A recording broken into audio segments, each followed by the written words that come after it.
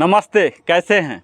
अगर आप अपने डाइजेस्टिव फायर को एक्टिवेट करना चाहते हैं, यानी कि डाइजेशन से संबंधित, पाचन से संबंधित किसी भी प्रकार की समस्या है, या तो अनपच है या गैस है या कोष्ठबद्धता है, कंस्टिपेशन है, हमेशा आपको प्रेशर महसूस होते रहता है, तो आज का यह आसन आपके लिए बड़ा ही महत्वपूर्ण होने जा रहा है, जिसका नाम है योग मुद्रासन। क्योंकि यह योग के लिए, योग करने के लिए मुद्रा है, इसीलिए इसे योग मुद्रासन कहते हैं, जिसके नियमित अभ्यास से आपके पेट में जो कोर है, कोर स्ट्रेंथ जो नाम सुने होंगे आजकल बड़ा ही पॉपुलर है, 6 पैक बनाने के लिए आपको कोर स्ट्रेंथ चाहिए। यह कोर स्ट्रेंथ देता है, यानी कि नाभि में वह शक्ति आ जाती है। तो आइए इसकी बात विशेष आगे करेंगे। इससे शुरुआत करते हैं इस वीडियो की विधि से। तो इसके लिए आपको दंडासन यानी कि स्टाफ पोज में आ जाना है। यह हमारी प्रारंभिक स्थिति होती है और यहाँ से हम पद्मासन में आ जाएंगे। अगर आप पद्मासन नहीं कर पा रहे हैं तो यही सेम चीज़ वज्रासन में भी कर सकते हैं, जो कि मैं आगे बताऊंगा। तत्काल मैं पद्मासन के साथ बता रहा हूँ। एक्सहेल करते हुए अपने बाएं पैर को दाएं जंघे पर रखें। यहाँ आपकी हील जो है नाभि के जितना नज़दीक हो सके यहाँ लाने का प्रयास करना है। एक्सहेल करते हुए आप फोल्ड कीजिए। फिर दाहिने पैर को भी एक्सहेल करते हुए बाएं पैर के ऊपर रख दीजिए। यहाँ भी कोशिश कीजिए यह जितना नाभि के करीब आ जाए। यह हो गई हमारी पूर्ण पद्मासन, लोटस पोज। अब अपने दोनों हाथों को पीछे ले जाकर एक दूसरे के हथेली को पकड़ लेना है और दूसरा हाथ पूरे मुट्ठी बंद रहेंगी। तो यह आपको पीछे का पोजीशन है।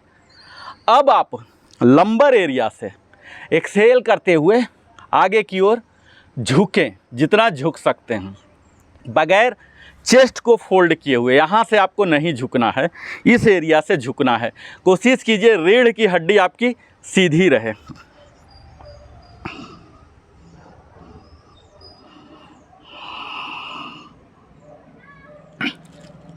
मूल बंद भी आप लगाइए। यहाँ सांस छोड़ता हुआ आप कोशिश कीजिए अपने सर को ज़मीन में सटाने का, नहीं तो ठुड्डी सटाइए, नाक सटाइए, और इसके साथ ही अपने हाथों को भी ऊपर कीजिए जितना हो रहा। कुछ देर तक बने रहें, 5 सेकंड तक, और धीरे धीरे नीचे। आप जैसे जैसे अभ्यास करेंगे आप में मास्टरी हासिल होगा। यह बड़ा ही इफ़ेक्टिव है, विशेषकर आपकी पाचन की किसी भी प्रकार की समस्याओं हो, चाहे वो गैस की हो, अम्लता की हो या कोष्ठबद्धता की हो। इससे हमारी जो डाइजेस्टिव फायर होती है, जो कि छोटी आंत में होती है, जहाँ की पैंक्रियाज से, लीवर से एंजाइम्स आते हैं, ये सब उन्हें एक्टिवेट करते हैं। तो यहाँ हमारी जो 22 फीट लंबी जो स्मॉल इंटेस्टाइन है, उस पर हम प्रमुखतः काम कर रहे हैं, उसको कंप्रेस कर रहे हैं, जो कि रोज़मर्रा में होता नहीं है। तो आइए हाथ को पीछे, हथेली को पकड़कर और सांसों को छोड़ता हुआ नीचे। यहाँ कोशिश कीजिए सर सट जाए, टुड्डी सट जाए, और यह हाथ भी ऊपर। यहाँ कुछ देर तक, यानी कि 30 सेकेंड तक होने का प्रयास करें। इसे आप 5 बार अवश्य ही करें। और कुछ लोग हैं जो कि पद्मासन में नहीं कर पाएंगे, तो उनके लिए मैं दंडासन में उनके लिए वज्रासन में करके मैं बता देता हूँ। वज्रासन में बैठ गए, दोनों बिग टोज को सटाते हुए, और यहाँ दोनों हाथ को पीछे कलाई को पकड़ लीजिए, और यहाँ एक्सहेल करता हुआ आप नीचे जाएं। इस एरिया से, यहाँ से ऐसे नहीं मुड़ना है, ऐसे नहीं मुड़ना, ये सीधा ही रहेंगे, पीठ आपके सीधा रहेंगे। तभी हम अपने डाइजेस्टिव फायर को, जिसे जठरांगनी बोलते हैं, उसे सक्रिय कर पाएंगे, प्रभावित और भी ज़्यादा कर पाएंगे। एक्सेल, एक्सेल, जितना नीचे जा सकते हैं जाइए, कोशिश कीजिए सर को सटाने का और हाथों को भी उठाइए, हाथों को भी उठाइए। यहाँ आप शून्य को लगाइए, यानी कि होल्ड कीजिए, इनहेल करके होल्ड कीजिए,